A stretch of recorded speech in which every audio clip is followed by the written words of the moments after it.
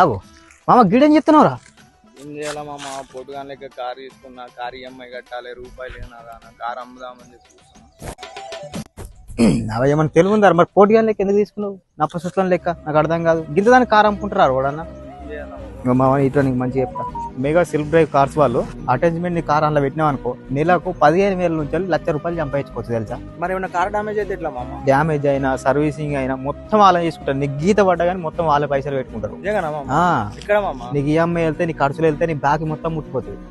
బాధ ఎక్కడ జాయిన్ చెప్పారా మామ? చెప్పియాలా? చెప్పి మామ. మామ నీకు ఎందుకు బాధ? ఇటు చేతులు కథ నువ్వు సరి అయిపోయినాడు పట్టినట్టు.